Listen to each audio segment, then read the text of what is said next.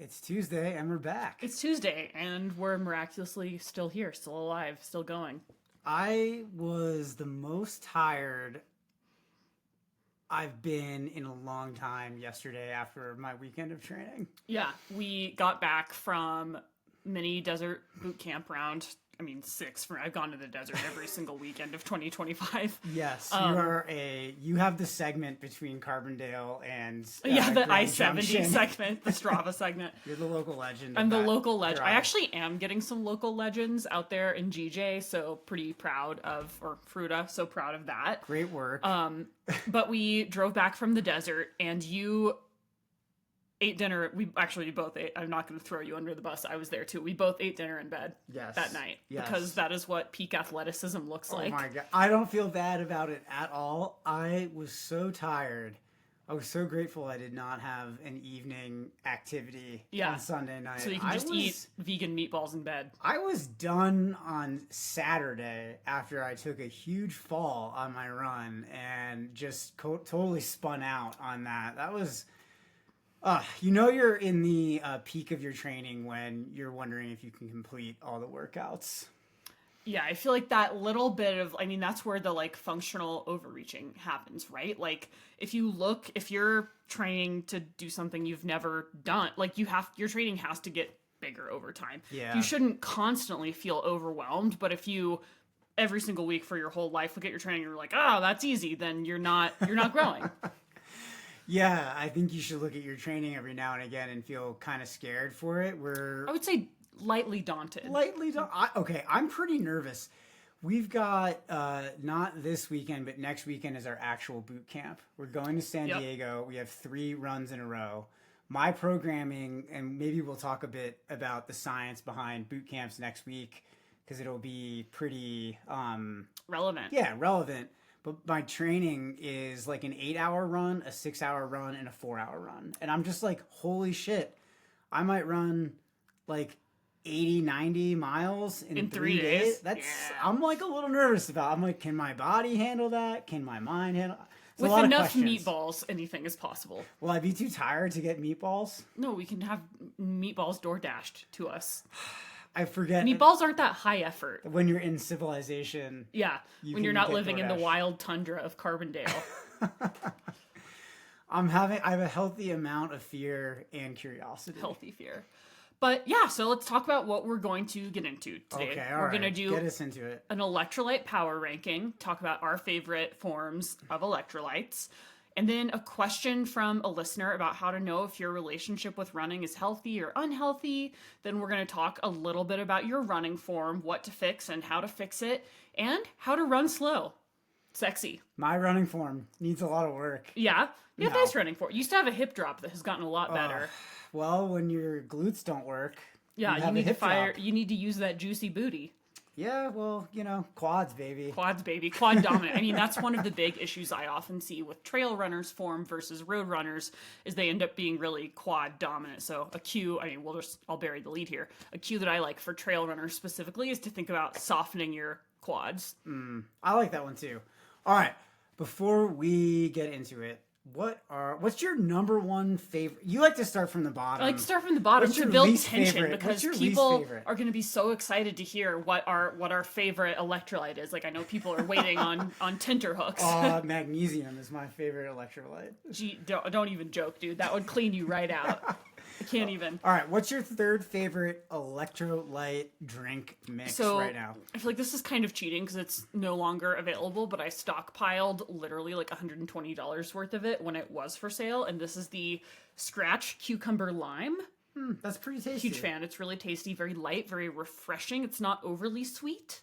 Little citrus, a little bit of cucumber. Okay, all right. So I really like that, but I think in general, I like the Scratch hydration mix a good bit.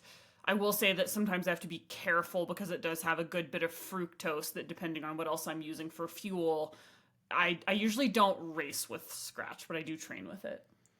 Interesting. I thought I made the assumption that was probably like a 2-to-1 ratio. I did not know that the carbs in that were fructose. It's pretty fructose heavy. Ooh. Because it's not really a carb drink. It's more like meant to replenish electrolytes than to provide energy. So my number 3 is the Noon tablet lemon lime flavor. Ooh, tell me about that. I just, it tastes good. It's not overly sweet. No carbs. No, no carbs. But it tastes good. It's not overly sweet, and I like the bubbles. Yeah. And that's kind of like a nice, effervescent. Yeah, it's like a nice texture change to mix it up with during longer events. Sweet. Well, my second favorite is the gnarly salted lime margarita. Love this. I love anything that tastes like a margarita. I love margaritas. Having an endurance margarita, chef's kiss. That's right up your alley. Right up my alley. Does that have a lot of fructose as well? No. Okay. Great.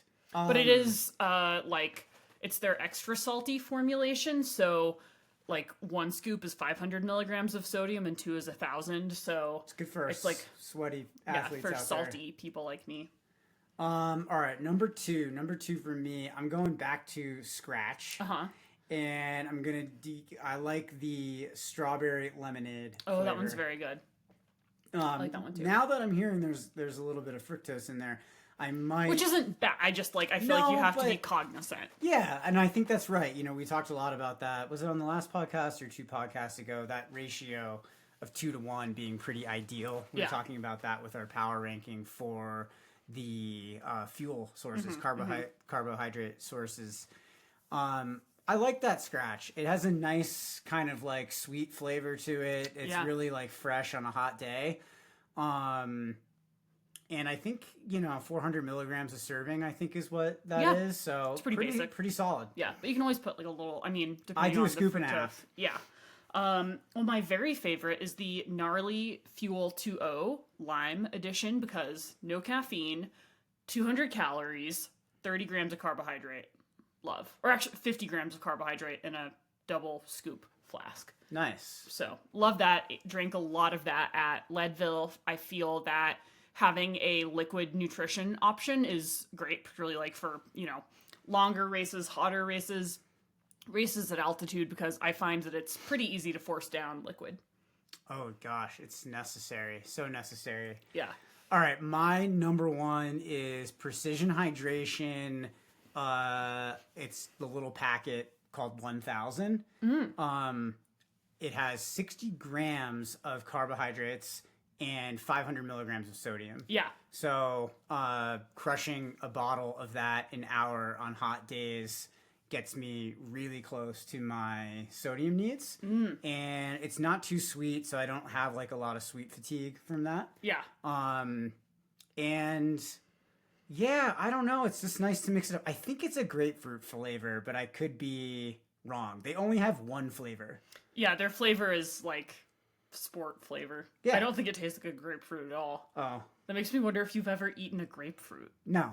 Never once. I love grapefruit. Not since, I was maybe 7 or 8. Yeah. Yeah, I don't eat that. I don't eat fruit. I love fruit. Only Give me all the fructose. Cool. Well, that's our electrolyte beverage power ranking. Okay, so you're warmed up now. I'm warmed up. I'm ready to get into it with this super not softball question from a listener. Thanks everyone for sending us listener questions. If you have a question you want us to answer, microcosmcoaching@gmail.com. That's our email. That's our email. How do I know if my relationship to running has become unhealthy? Oh my gosh. I what would are we say, going to start with? The physical manifestations I would of say this if you're or the asking mental? the question, that's good information. Sure. Actually, I feel like a lot of times, if you never ask yourself that question, that might be worth inspecting as well. Because oftentimes, like when I, with utmost care and compassion, have to broach with an athlete, like, hey, it seems like there might be a relationship to movement here that's not conducive to performance, not conducive to mental health, and sort of goes beyond scope of practice for a running coach. Sometimes those people are like, no, definitely, like they can be really defensive. They're like, definitely not.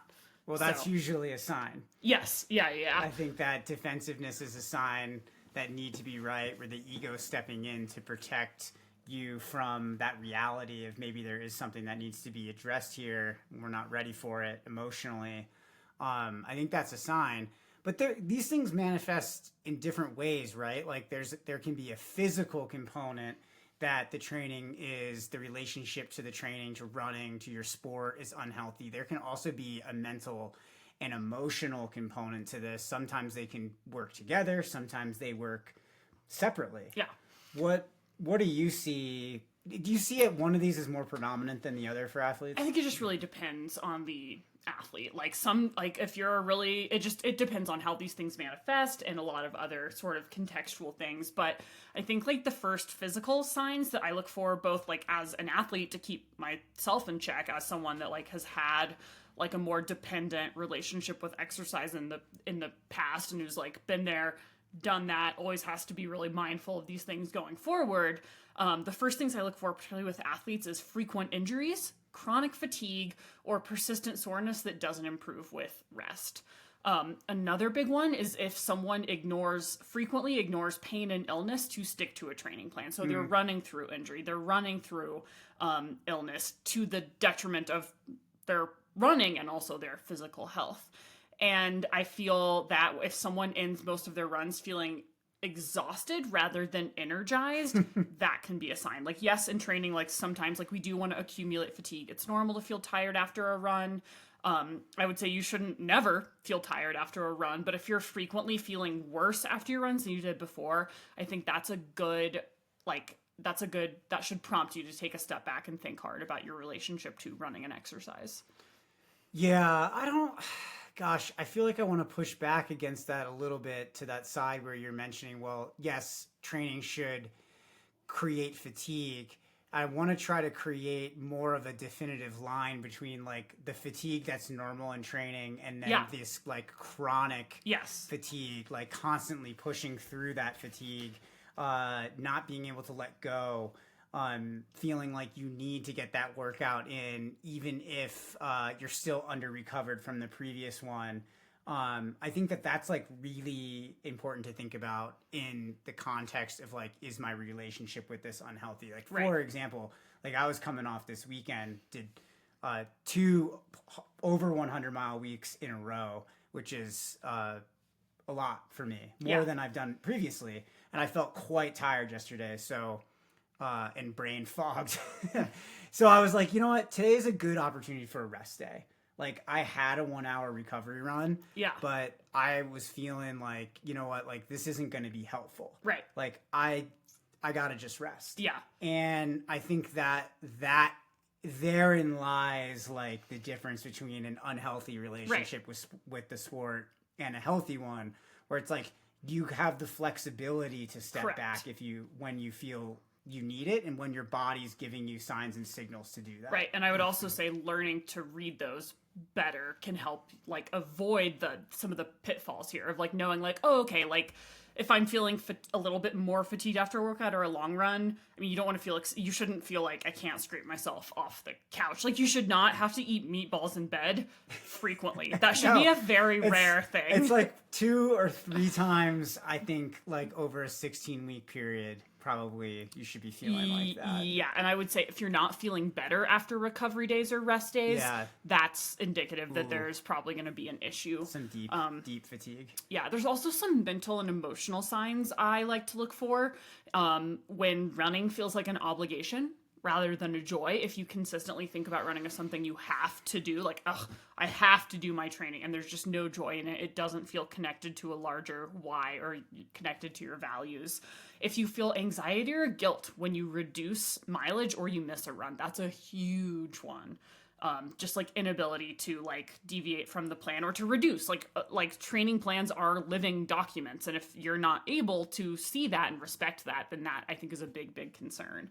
And if running is the only tool you have in your toolbox to manage stress or manage emotions, that's a huge red flag for me as well. As when I have an athlete that's like, it was a rest day, but they're like, I had a really tough day at work, so I had to run. I'm like, oh boy, you should have more than one tool to deal with things, because the reality is like, yes, running can be a really helpful way of helping manage stress and emotions, but it also physically is experienced by your body as stress. Like there's oxidative stress involved.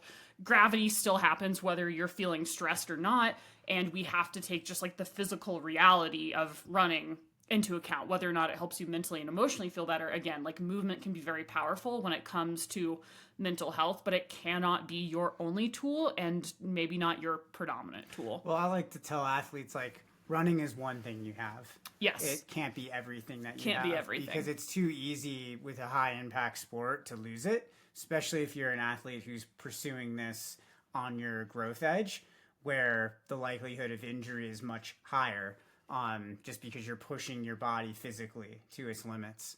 And so if you don't have something else, like if you can't step back and say, like, let me take the dog for a walk, or let me just go for a walk around the park instead of doing my run. If you can't take that step back and you feel like there's some guilt there, or you feel anxiety, or you feel like, my training's not going to be enough if I take this step back, I'm not going to succeed in my goal. If you're that myopic in your view of your training, that's a problem. And I think really it's an issue. This is all kind of comes down to an issue, I think, of identity around it. Well, it can also just like straight up be a mental health issue. Sure. And people become unable to like manage the somatic experience of stress and anxiety outside of running. Right. And I do believe that there's probably an identity part to that as well, where if running is all you have, and that's where you go to for all your answers, whether it's for the highs, the lows, the navigating the challenges in your life, for showing yourself that you can do hard things, for the process, for the like, if that's your only vehicle for that, think about how narrow your scope is in that situation. Like, if you can't let go of any part of this as a result of the things that are happening as a way to respond to what's going on in your life, then you're putting yourself in a situation where you're putting a hell of a lot of emphasis on one thing. And when that thing's gone, it's going to feel like it's a catastrophe, which is why a lot of people don't want to let go of the workouts when they need to, because they don't have something else to then put their energy into. Right. And so that creates a real challenge where there's like a dependence in the actual, like, going out and doing the training that develops there. Right. I think there are some behavioral signs that I like to look for as well. Like if an athlete is prioritizing running over sleep consistently over social connections or other important life commitments, if you're avoiding rest days or you feel uneasy, guilty, anxious, negative about taking time off, and if you aren't able to listen to your body's cues and you continue to push through when you like know that you shouldn't, and when it becomes counterproductive, that's a big one too. Mm-hmm. Yeah, I mean, I look at this and I offer like myself a moment for reflection when going through this, and I think everybody has parts of their psychology where, like, okay, you're thinking about, like, I have to take a rest day today. That's an hour less of training that I'm going to get to do this week. And you have to be able to hold the feeling that you have around that. Like, I would prefer to do all the training that's prescribed this week. You have to be able to hold that with also the other part that's like, this rest is actually really valuable. Right. And so I'm not going to let that feeling or that emotion I have around stepping back from the training today or making an adjustment, I'm not going to let that dictate what I do. And I think that's really like a big differential between a healthy and unhealthy relationship, because our minds as people, we're always going to oscillate between like, well, if I don't do this, then I'm missing it, and that's not good. Or if I overdo it, that's not good. Or if I do this just right, that's great. Like, we're going to, like, our focus and our attention around this is going to change all the time, and our feelings around it are going to change a lot. But if we're letting that feeling dictate what is the thing that we need to do, that's going to put our health and longevity in the sport in jeopardy, then we're in trouble. Or just mental health. And again, like, a lot of times this should be, like, it can be an educational thing that you might need to just build out that tool set, diversify your identity, find other ways of taking care of yourself, other ways of engaging in self-care, other ways of managing big feelings, you know, in the same way that, like, anyway, I think that, you know, some performance things that I look for is, like, in athletes, is if they have declining performance despite training going up or staying the same. If they are consistently unmotivated or feeling burnt out, and when running consistently feels like a chore rather than something to look forward to, that doesn't mean every single run is going to be a romp through, Wonderland, but if like it just consistently is like hanging on you and you feel persistent dread around running an activity, that's a big no. And if you are tying your self-worth too closely to training metrics, pace, or mileage. So don't become attached to the Strava graph. Don't become too attached to like accumulating like week over week bigger mileage, or feeling like I'm not a runner if I don't hit this like XYZ amount of mileage, or if I can't run this fast, or really any metric. I feel like that's a big trap I see athletes fall into, is they'll be like, oh, like I was supposed to take, I can't take this down week. Like I have to just run 60 miles no matter what. What do you think are there some practical things that athletes who maybe are listening to this and like, you know what, like I probably have some unhealthy habits around this. I think, like in endurance sports, a lot of folks are coming into this situation with some pretty already an idea that might be not necessarily the healthiest. Right. Just in the culture of this, like we're already pursuing things that are so far outside of what is like normal. Yeah. And normalizing things like running 100 miles, running marathons. No pain, no gain. Yeah, doing backyard, like you got to do 100-mile a week, like all of that stuff, we're constructing, and none of that is necessarily a truth, but it comes kind of with the culture of endurance sports. So I'm wondering, like, what are some practical solutions or ways that athletes can navigate this if they're like, you know what, I am leaning into this a little too heavily. I should probably work on this a little bit because my overall well-being really rests on having this healthy relationship. Well, at the end of the day, it is a mental health challenge. It's a mental health issue. It's an inside job, and you're going to need to treat it as such. You can't run your way out of it.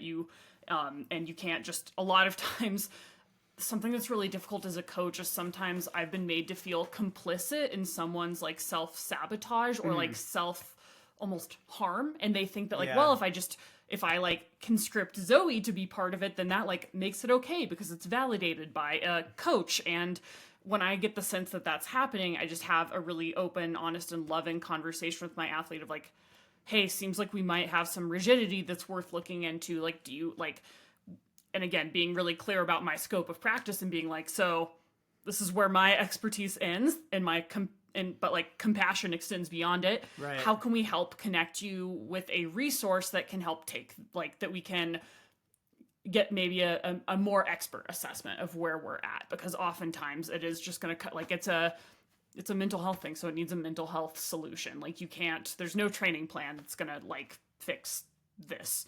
And it just requires deep work guided by a professional when it gets to that level. But I think if you're kind of like at the point of like, oh, okay, I feel like I'm not quite there, but I should sort of be like, code orange, be paying attention to it.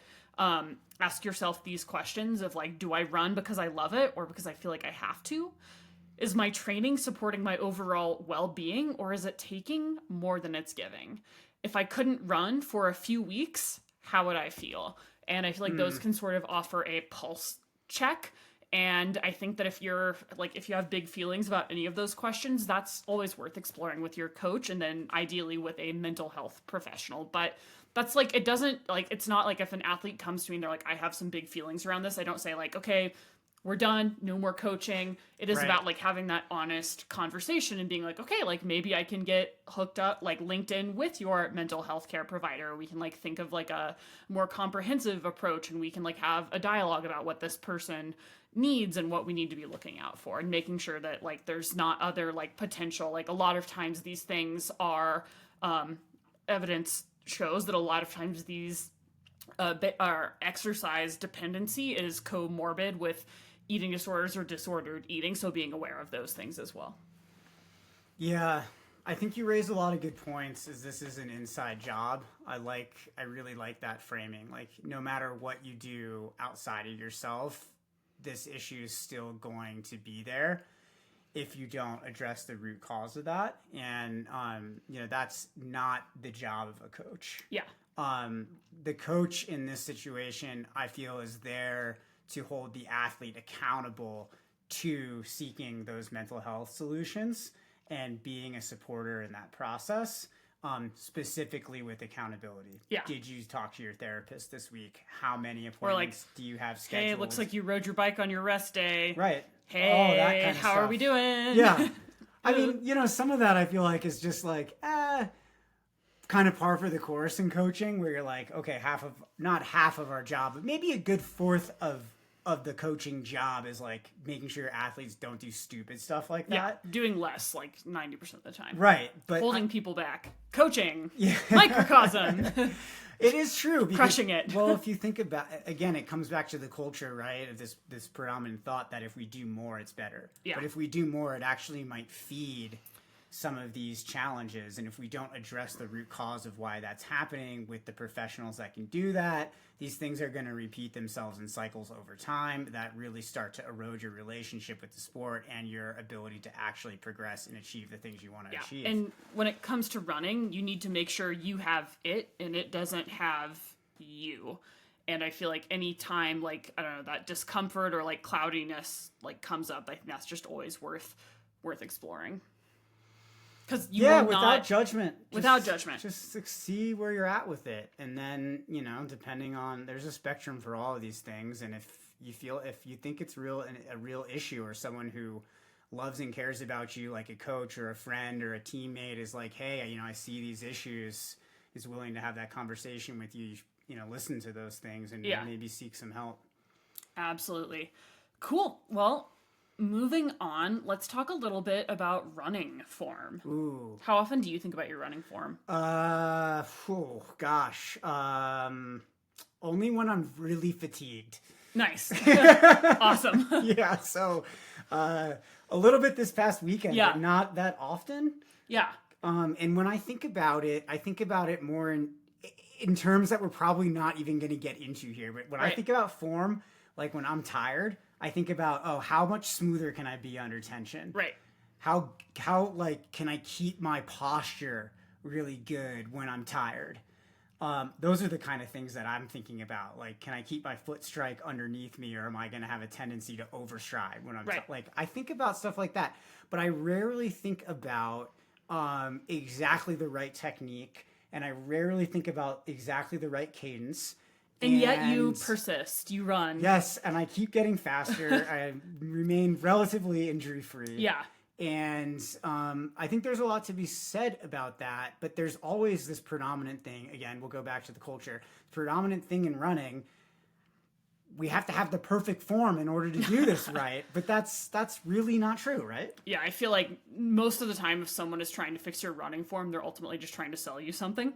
Yeah. Like fucking chi running or like pose running, whatever these like barefoot books. Running. Barefoot running. Not a lot of money in that. Whereas the evidence shows that whatever gait you naturally adopt is going to be the most efficient for you.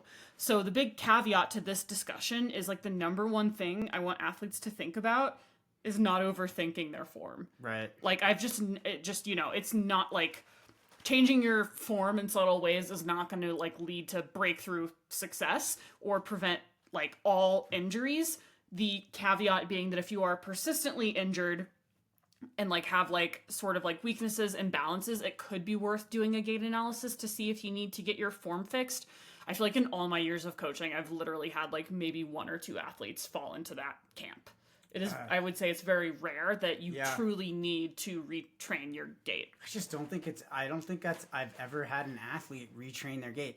And the reasoning I like to think about that, like through the lens of like, well, you were never taught how to run. Right. Like you're a kid and you're just somehow out in the playground and you just start running. Yeah. And no one teaches you that. Like your running form is always going to be individual to you, your body. And people tend to want to reach for like a technique solution when it's like, hey, you know what? Like probably you just need to work on your fitness. Correct. And it's just one more thing for influencers to post about, one more thing for people to sell you a dumb workbook or YouTube video about.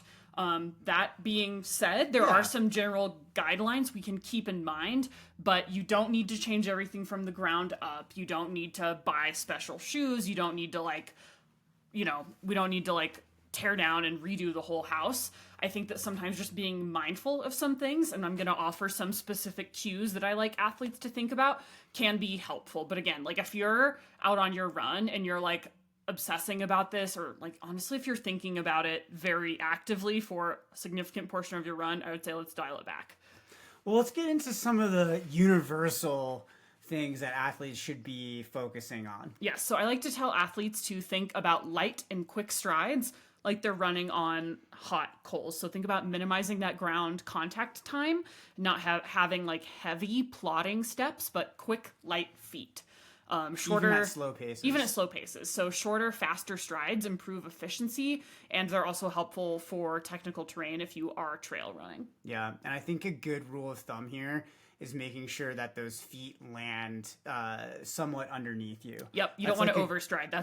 That is one that I'm like, don't do that. Right, like if your stride gets out in front of you, you're gonna slow down your stride rate. Yeah. So by keeping those feet landing closer in towards the center of your body mass, you're gonna naturally be able to pick up that stride rate.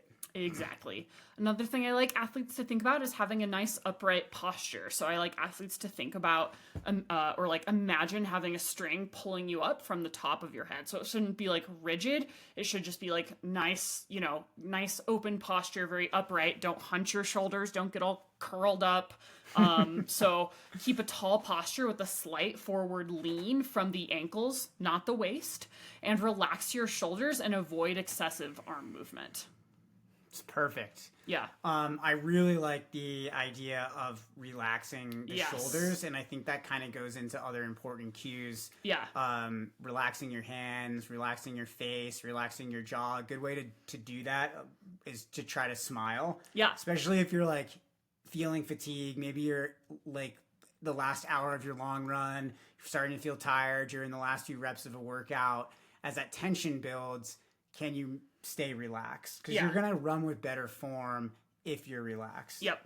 And yeah, I think this is especially big like during workouts or strides. We really want, like, if you're feeling like all like staccato and like stiff and queued up and like gritting your teeth and like your arms are like T-Rexing, like tight little fist T-Rexing, that's not where we want to be. Tension wastes energy, so think about keeping your body loose, especially on long descents and during speed work. Even though you are moving at pace, we want to always practice being relaxed at pace. It should feel hard, but you shouldn't be straining. Mm-hmm. Absolutely.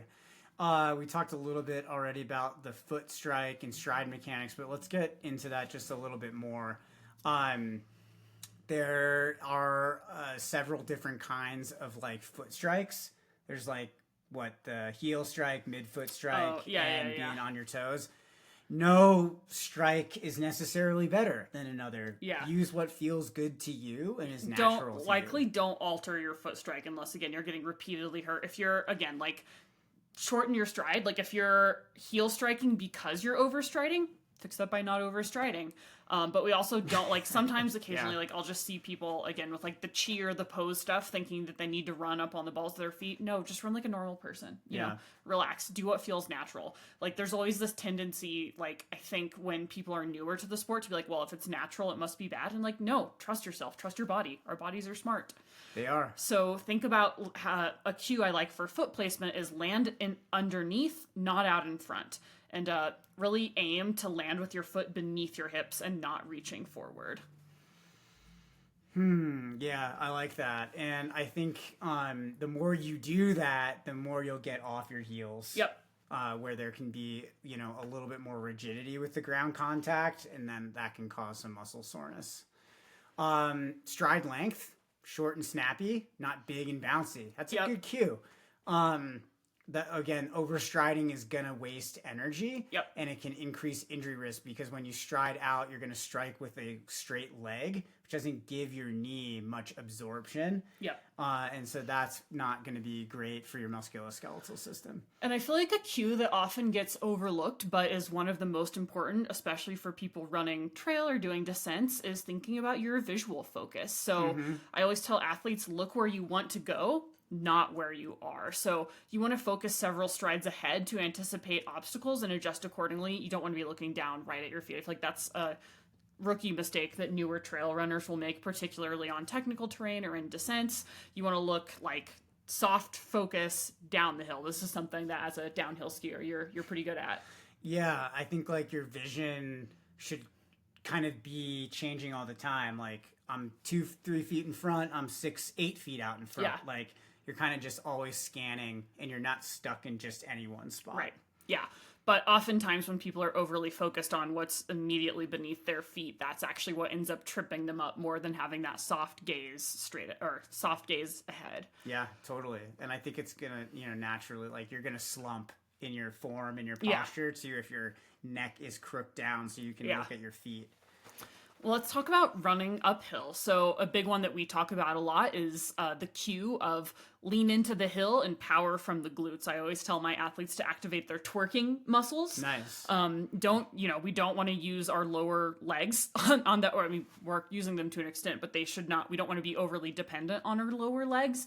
So you want to keep a slight forward lean and use short, quick steps. Again, leaning from the ankles, not just like bending at the waist like a dippy bird. And also engage your arms to help drive momentum. But again, keeping your shoulders relaxed, arms relaxed. Making sure your chest stays open. Keep that diaphragm open and not compressed so you can breathe better. Absolutely. Similarly on the downhill, you're going to be trying to match your body to the grade too. If you lean back, that's going to cause a lot of braking forces and it's going to cause more quad soreness. Yep. And also, like, it's just you're not that agile in that position. Yeah. And so then it's going to be harder to adjust for different terrain, varying terrain. So keep those feet quick and keep looking down the hill at that path where you want to go. And don't be afraid to lean into the, down the hill and use gravity a little bit. The harder you brake, the harder your quads are going to feel it. That's, oftentimes, again, like with people who are a little timid on those downhills, soften your quads. Don't brake. Like, you're going to waste so much time and energy just, like, being like, So, feel the flow, and if you fall, you fall. We've never had someone on the team die from falling, so. No. And if you do, we'll give you a refund for that month of coaching. I'm going to get canceled so hard. My God. It's hilarious. It's true. No one's ever died on the team. Not that we know of. That we know of. It's true. I suppose if someone went a few days without checking into Training Peaks, we'd be like, yo, where you at, dog?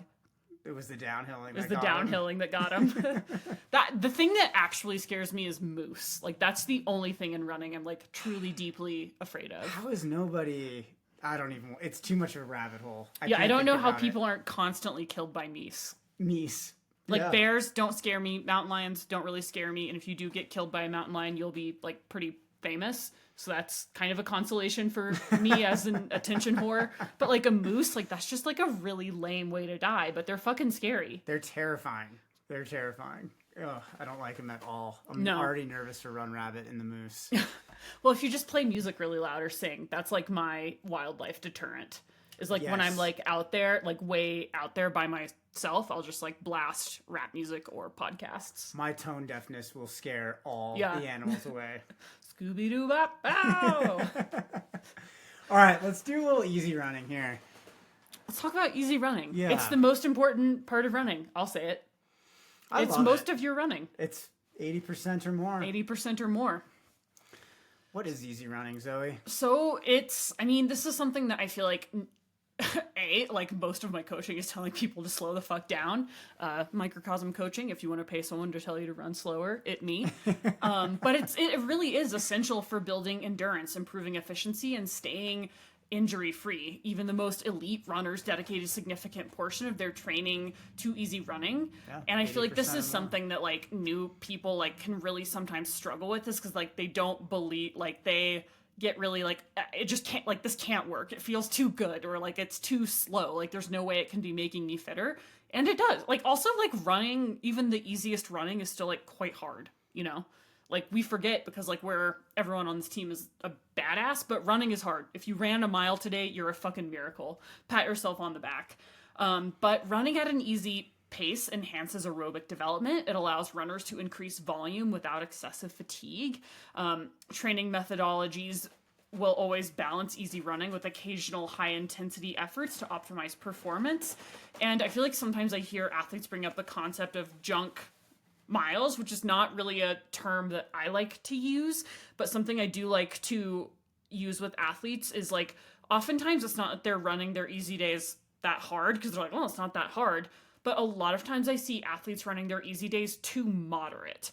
And there is no downside to just slowing it down. You know, there is a downside to pushing into that upper end of your endurance zone or the upper end of your recovery zone on those days. There's no benefit to pushing that envelope on the upper end, but there is a benefit to slowing it down. Like, you will still adapt. Like, you're not going to adapt faster by going a little bit harder on those easy days. That like that's not a cheat code. There's no benefit to doing that. You are only doing that because your ego is calling the shots, not your training. Agreed. You really want to try to avoid that gray area training. Yep. A little bit here and there. Maybe you're working on your uphill running or something, so you're letting your heart rate come up on those hills for short periods of time as part of like a long run is okay. But predominantly, if you want to build your aerobic system, you have to do a lot of miles and a lot of time in zone 2. And so that's going to be 60 to 75% of your max heart rate. Yep. And then also we're looking at like the difference between, so there's like zone 2 and there's also zone 1. Yeah. Let's talk a little bit about the difference between zone 2 and zone 1 and how you help, or a lot of times I would say zone 1 and zone 2 both fall under the umbrella of easy running. Yes. Both are easy. You sort of can delineate where zone 1 is recovery, zone 2 is endurance. How do you help athletes think about the difference between those two zones? Well, the first thing is I want them to understand what the purpose is behind those runs. So like an endurance run or an easy run is a zone 2 run where your RPE is a 5 or a 6 out of 10, and you can speak in 3 to 4 sentences conversational. Yep. It's very easy to talk. You're going to have to breathe a little bit between sentences. It's not going to be chit-chatty pace. Yeah. But you can talk, you can carry on. You're still fully You can carry on a conversation. Yeah. You're going to have to breathe between the sentences, 1 or 2, a couple breaths, but you can talk. And it's in this zone of training where you're going to increase your stamina, your mitochondria is going to become denser. There's all of these important adaptations that like angiogenesis that happen in this phase of training, in this type of training. And so that effort level is really key to this. And that breathing has to be controlled. The best way to test that, again, conversational effort. And the duration is a run that's usually 60 minutes or more. Yep. But can depend on like how experienced the runner is. Yeah. Now, anytime you throw intensity like strides, hill strides, that automatically makes the run not a recovery run and a endurance run. Though sometimes like in a workout, it will be beneficial to really drop those like the recovery between intervals to make that even slower than endurance effort. So the recovery run, sometimes I call these forever effort runs because it's that pace that's so easy. You could do it literally all day I like to call it pajama pace because it should feel really comfy and cozy. Yeah, it's like a 4 out of 10 RPE, and you can talk without any issue whatsoever, just like we are right now. No breathing at all, just having that conversation. I recommend that athletes do a talk test for either of these zones to figure out whether they truly are going easy or not. Because most athletes are going too fast, and it's undermining their training, especially on their recovery days. Like, it's great when you have a tool like Training Peaks and you can look and see specifically like what percentage of an athlete's 1 hour effort or functional threshold pace that they're doing these runs at. And so you can hold them accountable to like, this is too fast, this is too easy. And I will say with like 90% of athletes, when I tell them what, based on a functional threshold test, what I think their recovery day should be, I feel like 9 out of 10 are like, no, that's too slow. That can't be right. Right. That is always their first response. Like, no. Like, it can't be. Like, that's almost walking. And that's what everyone says. So, it's so if you are personally offended, if you find it disgusting, appalling, comical, undermining, That is where we want to be for recovery runs. You should feel humiliated. You have to go so slow. You have to go so and slow. It's so important to do that because that actually promotes recovery. It promotes circulation, facilitates muscle recovery, prevents excessive fatigue, balances pH in the body, in the blood. So really, really key to the process. A recovery run is going to be 60 minutes or less. If you do more than that, you're going to start to develop fatigue. Yeah. Both in the muscles and metabolically. Yeah. It's just enough strain that your body's not really experiencing it as a recovery stimulus anymore. So would not be adding on time or miles on those recovery days. Yeah, who was it? We saw someone on Strava posted like a 12-mile recovery run. It was like a 3 hours at recovery effort. And No, I was like, that's not a thing. That's not a thing. Yeah. Good try though. It's like 3 hours at 10K effort. Right. No, that's not how that works. You went very easy. That's good. Yeah. But you still ran for You did 3 hours. 3 hours at 3 hour effort. Congratulations. It's just so key for athletes to understand there is a difference. Yes. Now, the better you get, the bigger the difference is between Correct. the recovery miles and the easy miles, or those endurance miles, as you like to call them. And I think that you have to know recovery is to facilitate recovery. Endurance or easy miles is to build your aerobic base and increase your endurance. Those are two very different intentions, Yep. which athletes often overlook and accidentally undermine in their training because they're not that aware and they don't have someone who's holding them accountable to that. So really, really key thing if you want to like increase your ability to train and get better outcomes, make sure you're not doing all of your runs at endurance effort or easy effort, that there are some runs that actually facilitate recovery. Yep. Start to differentiate, like, again, starting to see easy as its own spectrum. Yes. And don't let your ego undermine your training. Like, that's just, that's my overall big message there. Just to conclude it, because it's a pretty simple subject that we all get wrong. In conclusion, slow the fuck down. Even the two of us always trying to work on slowing those. I've never run too fast. Yeah, sure. I'm perfect. Listen, a thing that you've been doing really well and with your training this year is actually doing your recovery days at a recovery effort. And it has been life-changing. Yes. Tell the people. Tell them So about embarrassing. how good it is. It took me like 6 years to get good at recovery effort.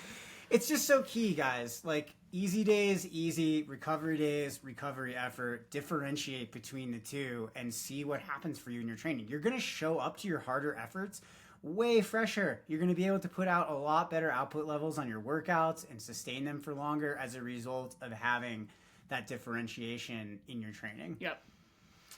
Cool. Hope you guys found that helpful. I know it was good for me to reiterate those principles and fundamentals. Slow the fuck down.